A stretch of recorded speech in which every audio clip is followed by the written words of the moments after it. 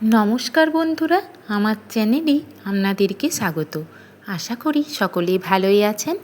আজ আমি আপনাদেরকে দেখাবো কিভাবে অনুষ্ঠান বাড়ির মতো শাক ভাজা বানানো যায় সেই রেসিপি। এখানে আমি 2 আঁটি লটে শাক নিয়ে নিয়েছি, সেগুলোকে ভালো করে বেছে নেব।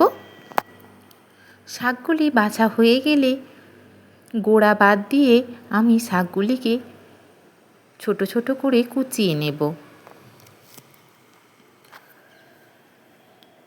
শাকগুলি কেটে নেওয়ার পরে আমি ভালোভাবে ধুয়ে নিয়েছি। এখন আমি গ্যাসের মধ্যে কড়াই বসিয়ে নিয়ে কড়াই গরম হয়ে গেলে আমি 2 চামচ সর্ষের তেল দিয়ে দেব। সর্ষের তেল গরম হয়ে গেলে একটা শুকনো লঙ্কা দিয়ে দেব। শুকনো লঙ্কাটিকে 5 থেকে 7 সেকেন্ড ভেজে নেবার পরে কেটে ধুয়ে রাখা শাকগুলি দিয়ে দেব। সেগুলিকে ভালোভাবে নেড়ে চেড়ে নেবার পরে পরিমাণ মতো নুন দিয়ে দেব। নুনটা দেবার সময় একটু বুঝে দিতে হবে, কারণ শাক খুব কমে যায়, যাতে পরে নুনটা বেশি না লাগে, সেই জন্য পরিমাণ মতো বুঝে নুন দিতে হবে। নুনটা ভালোভাবে শাকের সাথে মিশিয়ে নেবার পর 4 থেকে 5 মিনিট গ্যাসের ফ্লেম মিডিয়ামে রেখে আমি একটা ঢাকা দিয়ে দেব। 5 মিনিট পর দেখব আমার শাকটা সেদ্ধ হয়েছে কি না। শাকটা আমার সুন্দরভাবে সেদ্ধ হয়ে গিয়েছে। এখন আমি এতে 1/2 চামচ চিনি দিয়ে দেব টেস্টের ব্যালেন্সের জন্য, তবে আপনারা পছন্দ না করলে নাও দিতে পারেন।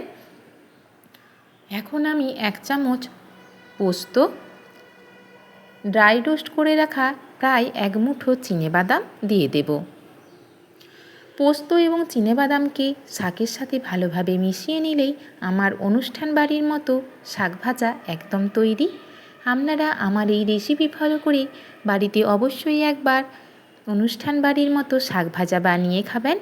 নিরামিষ দিনে গরম ভাতে ঘিয়ের সাথে এই শাক ভাজা প্রথম ভাতে খেতে অসাধারণ লাগে।